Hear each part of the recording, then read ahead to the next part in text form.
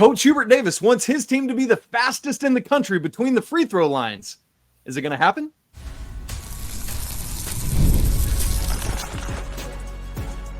You are Locked On Tar Heels, your daily podcast on the UNC Tar Heels. Part of the Locked On Podcast Network, your team every day. Hey there, what's up? It's Tuesday, October 8th, 2024.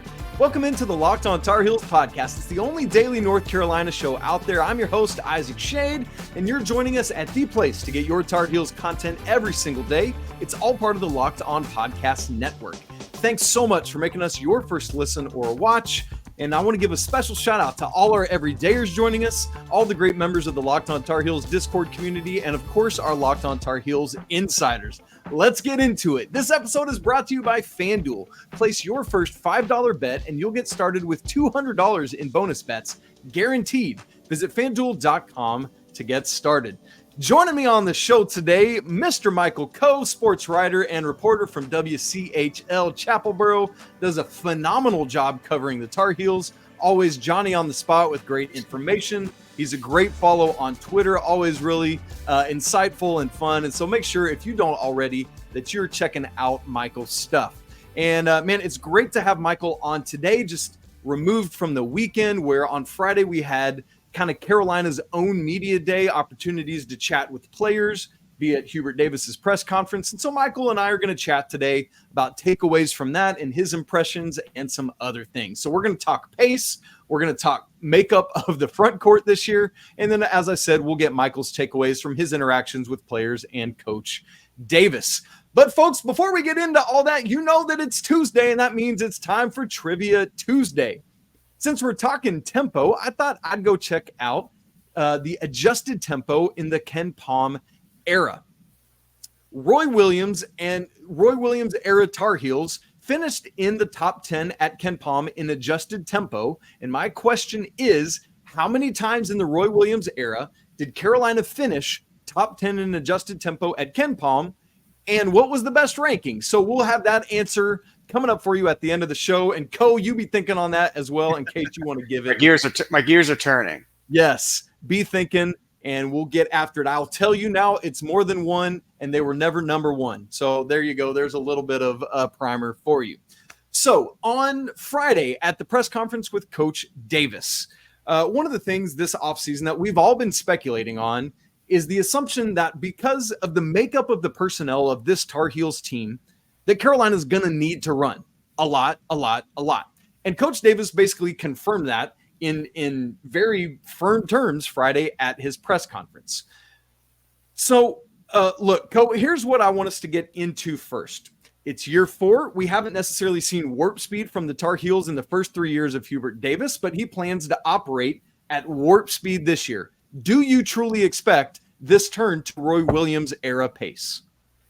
I think it's certainly believable when he says that he wants to be the fastest team in the country because, frankly, we haven't seen Carolina have this type of personnel group that they have this season under Hubert Davis. There's no Armando Bacot anymore. You don't have that big, dominant, hulking presence inside.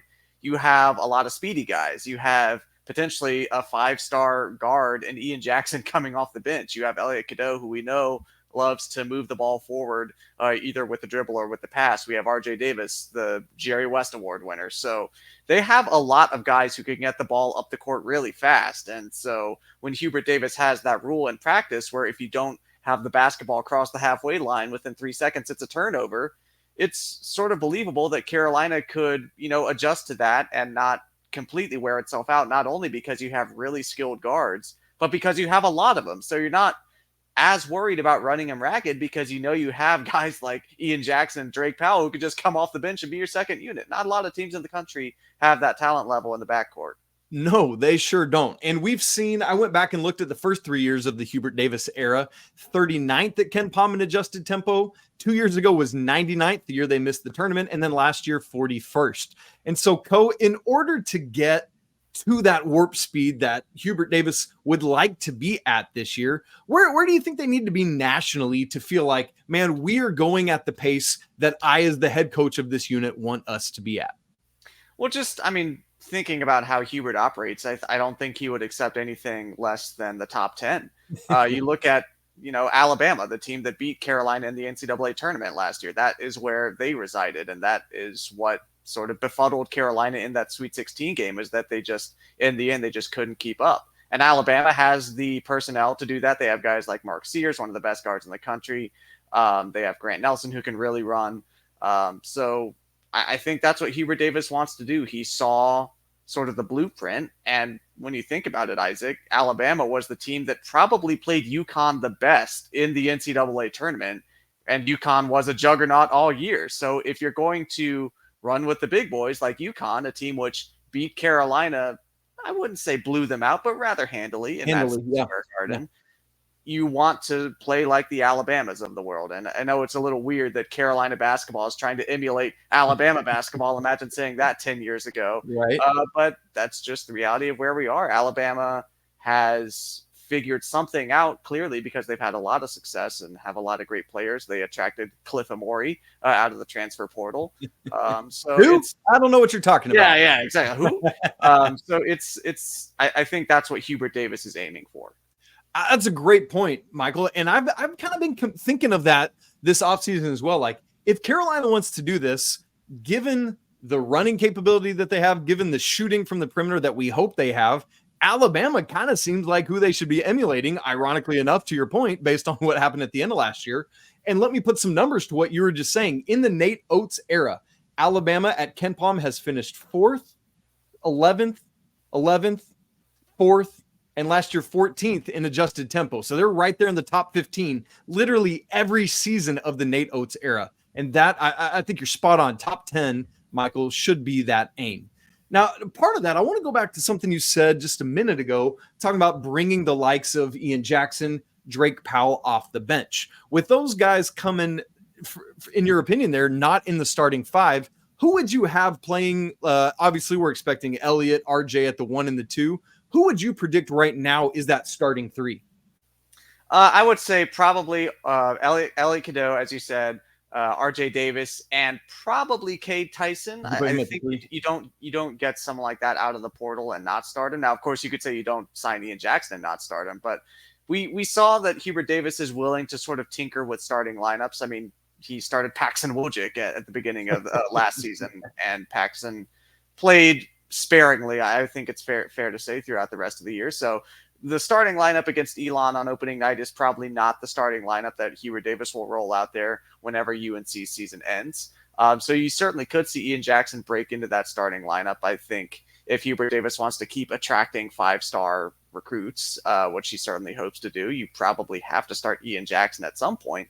Right. It's just a question of who do you take out. And so probably Cade Tyson at the 3 spot. You would just be really undersized at the 3, but when you have a guy who is athletic as Ian Jackson, sometimes that just doesn't matter. Sometimes you just gotta put the best players on the floor, and he is a very good player. Well, we'll see what happens with that. And then we, ironically enough, got a healthy dose of Paxson Wojcik again in the last game of the season against Alabama. Better or worse, right? Oh, man. It ended up for worse, unfortunately. Yeah. And so, Michael, you said it as well. Thinking about all these backcourt options, you said there are a lot of them. In order to utilize that, Coach Davis is going to have to use this depth more so than he has. It's kind of the same thing with this pace. We've heard Coach Davis talk about utilizing this depth every year now, essentially. And at some point, we have to say, is this really going to happen or is it not? In the first 3 years, in the first 3 years of the Hubert Davis era, Carolina has ranked 348th, 360th, and 332nd in bench usage. Michael Coe. That is crazy in this sport where we have 361 right now teams, that Carolina has been in the bottom 30 each year of the Hubert Davis era. Do you believe, because in order to play fast, he's got to utilize that. Is this the year that we finally see it happen? Yeah, I certainly hope so. I think you could argue that this is probably the most talented bench unit that Hubert Davis has had in the years that he has been head coach. As I said, you've got 2 5-stars, 2 potential NBA lottery picks, and Ian Jackson and Drake Powell, who could be potentially coming off the bench against Elon. That's not something that you see every day. You have Cade Tyson, who is a really valuable transfer. Guys like Ven-Allen Lubin, Jae'lyn Withers. These are athletic freaks that he's got on the bench. So I do think I mean, again, I don't think Carolina is going to be, number one in the country in bench usage. I don't think they're going to be cycling guys in and out like that. But I think out of the 300s, they would probably like to be somewhere in the middle of the pack. Because, again, there's just too much talent on the roster. And I haven't even mentioned Seth Trimble yet. Seth Trimble, the lockdown defender who can jump out of the gym and who apparently has really improved his three-point shot. He entered the transfer portal because I assume he wanted to get more minutes, and Hubert Davis brought him back, I assume, on the promise of him getting more minutes off the bench. So, there's smoke, and we're waiting to see the fire, right? And we won't see the fire until November 4th against Elon. But I do think that if there is going to be a year where Hubert Davis sort of breaks that streak of low bench usage, then this would be it. Well, last year, man, he just went bonkers. Used it over 20% of the time. It was crazy. Oh. No, legitimately, it was the first time of the Hubert Davis era he utilized his bench 20% or more of the time. It was in the teens the first 2 years. Crazy stuff there. Okay.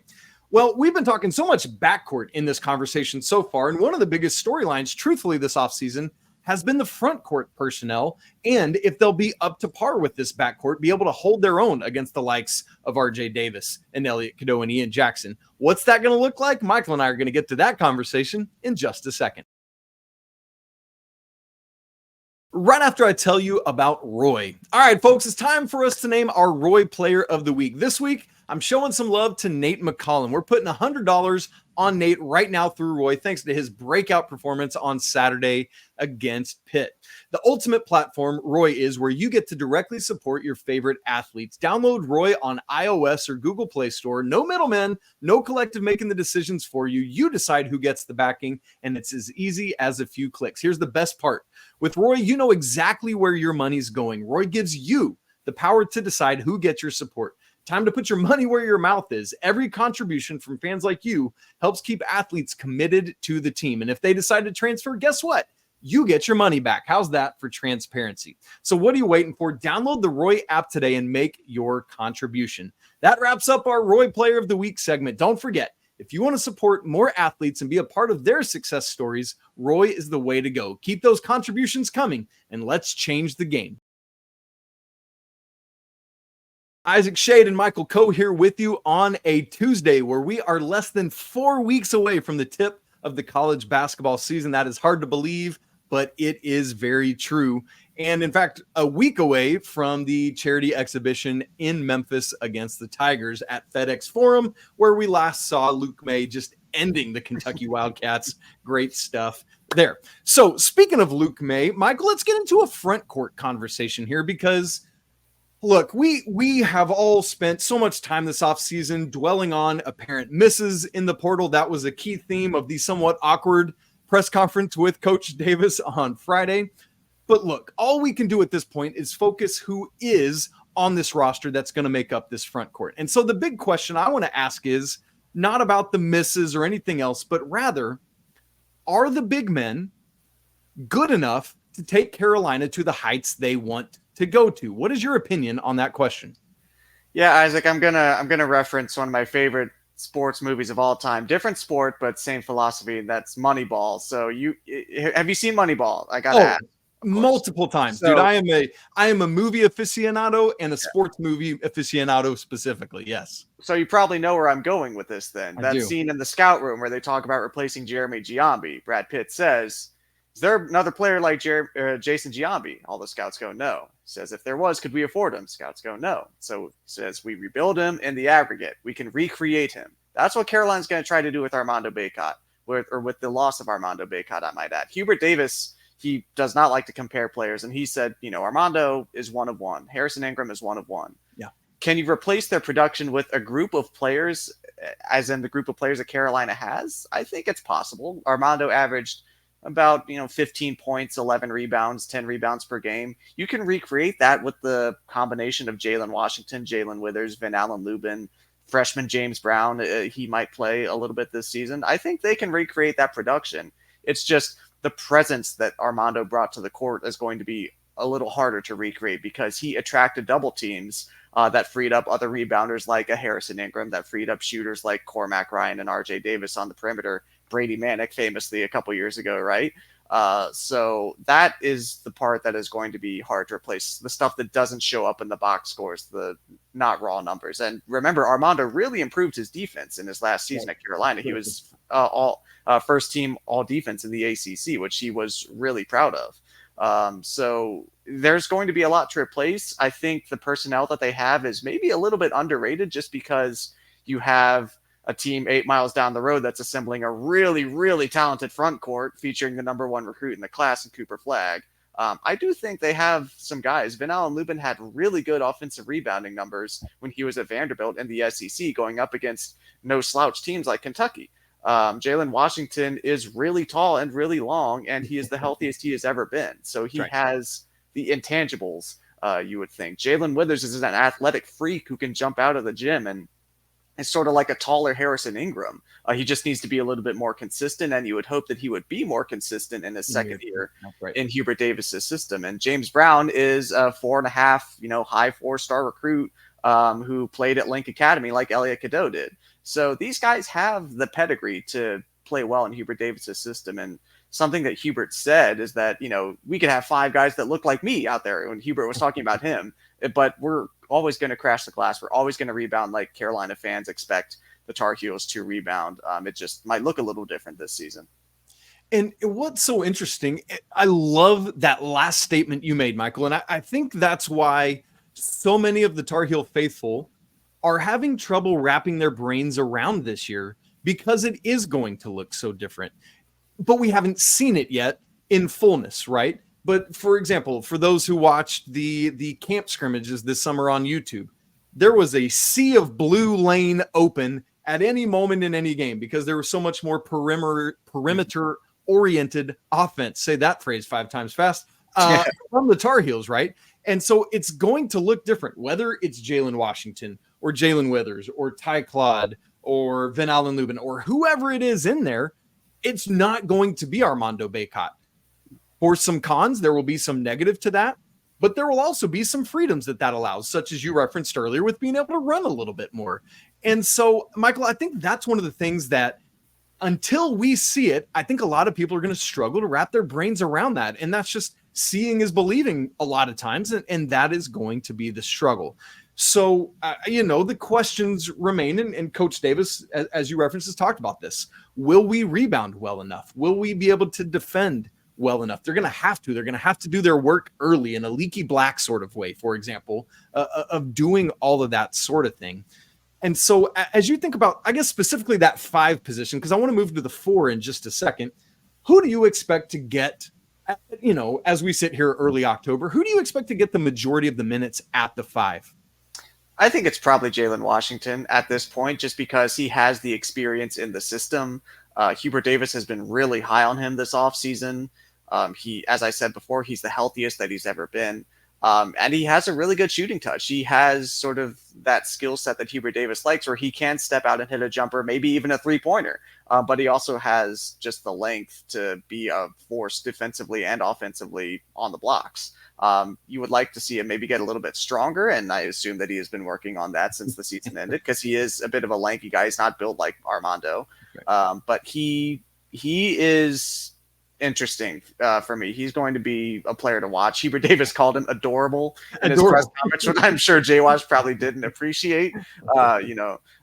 He's going to be. It's going to be a fascinating season for him. Carolina is certainly expecting a lot. And then as we look at that power forward, as we look at the 4 position, one of the things Coach Davis talked about that there's been a bunch of speculation about from all of us this offseason is that 4 position. Will that be where Cade Tyson plays, or will it be at the 3, as we were talking about earlier? Coach Davis talked about the, to directly quote him, definite possibility that we could see Cade Tyson at the 4, as well as Drake Powell, which would be a very interesting revelation as well.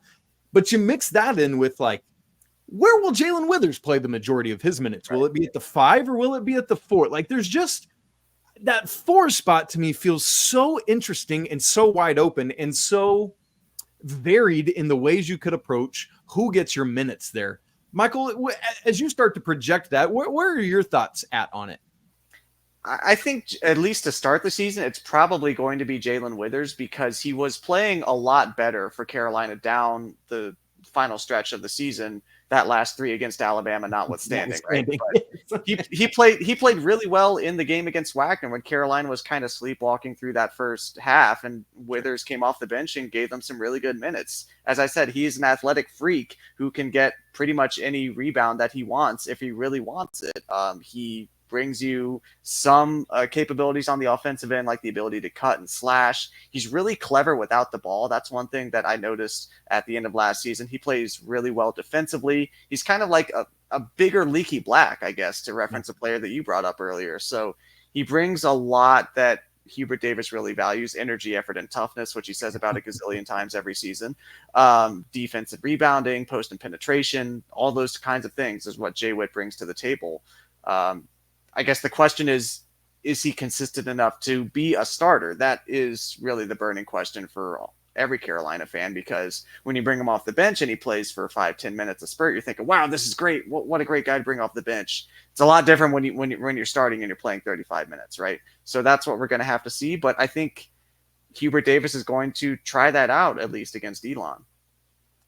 I mean, you've got to experiment with that. There's no doubt that you've got to see, as you said, that consistency has got to be the key word. I think the way if I remember it correctly, the way Coach Davis talked about it on Friday was just stacking days, stacking reps, making sure he's getting all that. And that's the thing. And you mentioned this earlier, man, year 2 for so many transfers is the year it hits. Think about Cam Johnson, who I know that was also injury related with him having a big year 2, but think about if you had a year 2 of Brady Manick or a year 2 of Harrison Ingram and how much more you would expect from those guys. I'm really curious to see what Jay Witt will do this year. I've been lower on him, and I want nothing more than to be proved wrong in that, like horribly, horribly wrong. And I will eat every ounce of that crow sitting on my plate if that happens, Michael Coe, and I desperately hope it does. Now, here's where I want to go next. You were able on Friday to be part of that press conference, to be able to meet with the guys around the Smith Center and just kind of interact with them. And I just want to give you the floor to get some of your takeaways. We'll bounce back and forth on some of that, and that's how we'll wrap the show today. All coming up here in just a second. Right after I tell you about FanDuel. Hey, NFL fans, you can start this season with a big return on FanDuel. It's America's #1 sportsbook. So when you get a hunch in the middle of the game, you can check out the latest stats, view live play-by-play, and so much more on the same page where you place your bets. You'll get started with $200 in bonus bets, guaranteed when you place your first $5 bet. All sorts of college basketball things starting to pop up on FanDuel right now, like conference outrights, where Carolina is second in those odds behind somebody down the road a little bit. How about some Wooden Award odds, where Kansas's Hunter Dickinson leads the way at plus 550. In a not-so-ironic twist, R.J. Davis and Mark Sears are tied for the second best odds at plus 600. Caleb Love and Janai Broom are next with plus 1,600, followed by Marquette's Cam Jones at plus 2,200.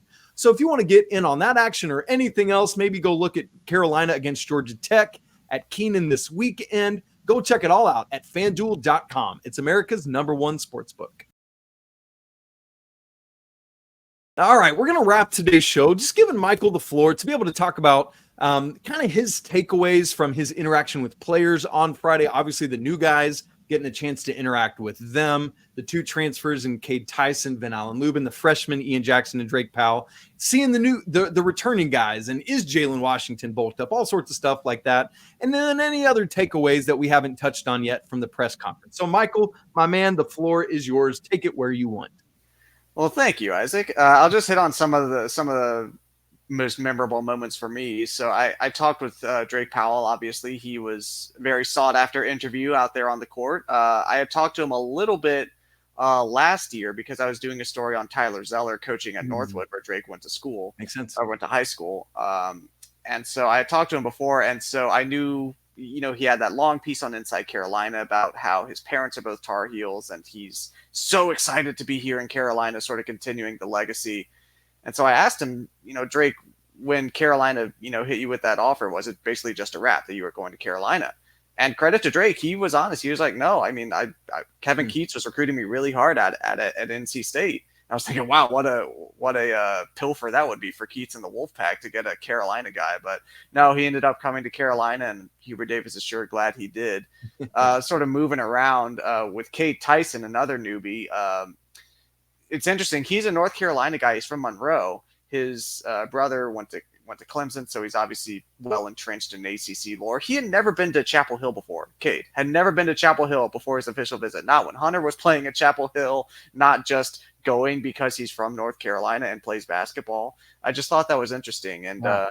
He said something funny. Someone asked him about playing the four, like we had talked about earlier, and he said, "Yeah, I'm not afraid of contact. I'm not going to shy away from anything physical." Hubert Davis probably lapped that up when he heard that in his official visit. One player that I was really interested in talking to was Seth Trimble, because this is the first time we would have talked to him since he entered his name into the portal and then took his name back out of the portal. That's not something that happens too often these days, although it does happen sometimes. And Hubert Davis said something interesting. I asked him about it first because we got him first, and I said, "What was that process like?" And he said, "No, it wasn't a process.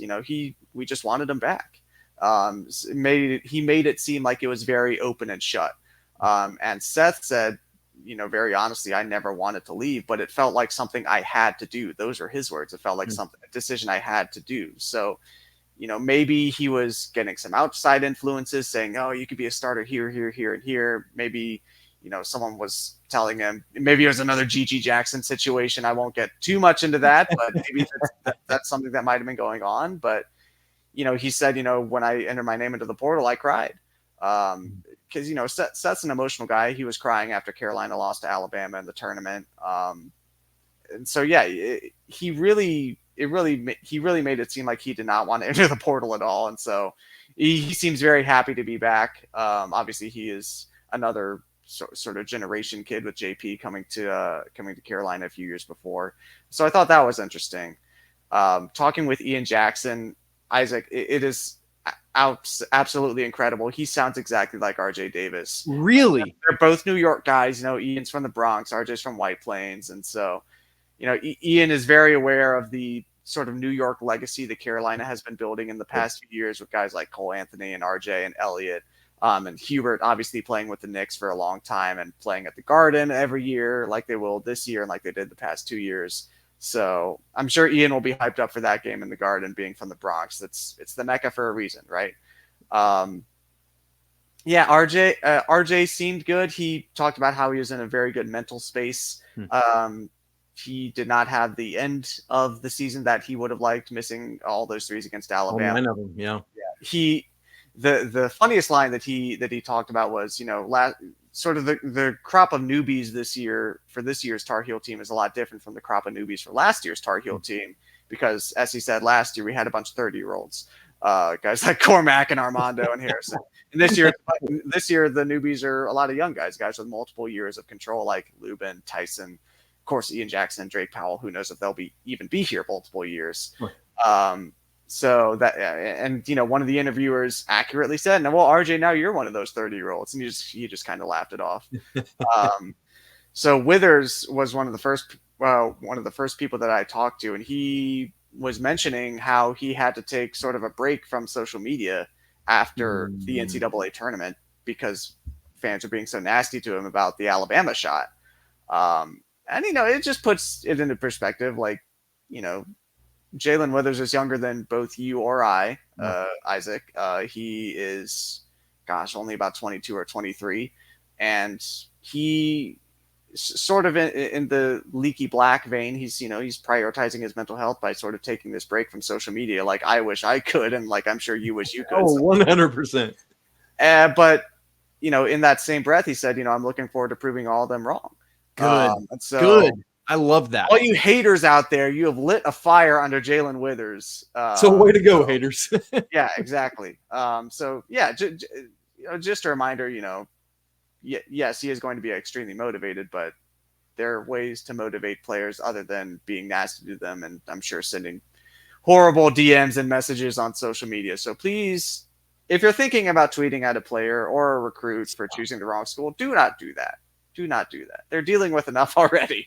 They're getting up at 6 a.m. to practice and then go to class and then do weights and go to another practice probably. So they're dealing with a lot, as Crash Davis says in Bull Durham. We're dealing with a lot of, you know what. So another great sports just reference. A reminder.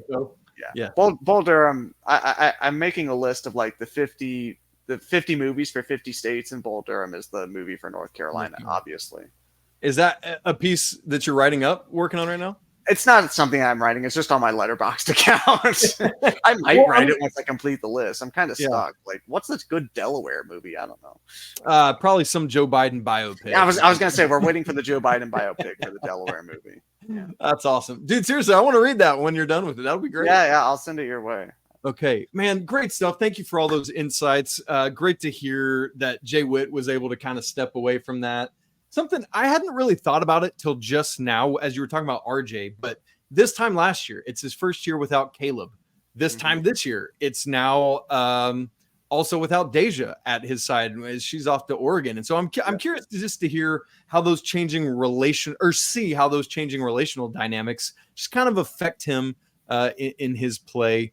And that'll be interesting to watch. Okay, Ko, I almost forgot. We got to get to our Trivia Tuesday answer before we get out of here. So as a reminder, how many times in the Roy Williams era did North Carolina finish top 10 in KenPom adjusted tempo? And what was the highest or the best of those rankings? You got a guess for us, Ko? Yeah. Well, the seasons that immediately spring to mind are 07, 08, and 08, 09, because they had Ty Lawson both of those years. Correct. And he was the fastest player in the country. So I'm going to assume those are both top 10 finishes. 9 and 6. You are correct. I will assume 2011, 2012 with Kendall Marshall starting the entire year because he was excellent and a Cousy Award winner for a reason. I will guess... I'll guess 15, 16 when they had Marcus and Joel as two guards. And 16, 17, although I feel like they were a little slower that year just because of personnel. And then I will guess 18, 19 when they had Kobe. So that's 5 seasons that I list. No.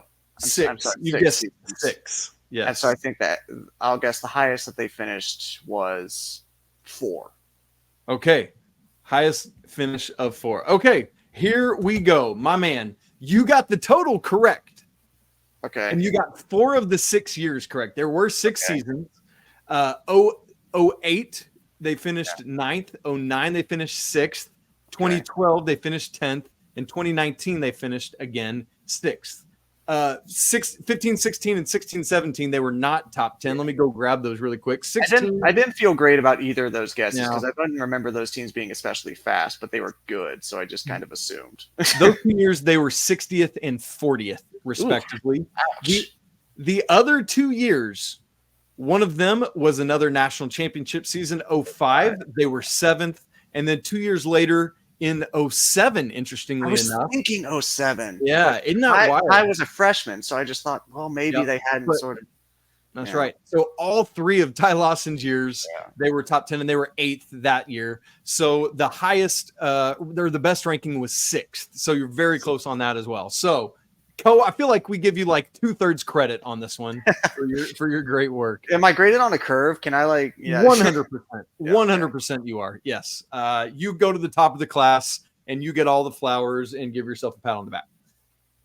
Oh man, great show today, you guys. Big thanks to Michael for joining us to unpack the sights and the sounds of the media day on Friday. Great conversations. Great job on the trivia. Way to be a trooper with that. Curious to hear from other folks of you how you did on the trivia question. Again, please make sure you go check out Michael. You can follow him on Twitter at Michael Koh, KOHWCHL. And of course, you want to read all his great work, follow along with everything he does. If you need behind the scenes looks, he's always in on covering the Tar Heels. So you'll find him at press conferences and man, great source of great information on all things Tar Heels. If you haven't subscribed to our show on video and audio, please make sure you do that. Also on YouTube, hit that bell notification so you get notified when we go live after games, like next Tuesday night after the Memphis exhibition. You know we'll be hopping in live on that postcast. If you haven't subscribed to the Locked On Tar Heels Discord, would love to have you there. It's free, and the link is in the show notes. And if you want to be a Locked On Tar Heels insider, where you can talk with me directly, chatting one-on-one, and have access to my record book, my stats, and my data, which I'm always putting out. You get free access to that as well. It's a 2-week free trial and then just $5 a month after that.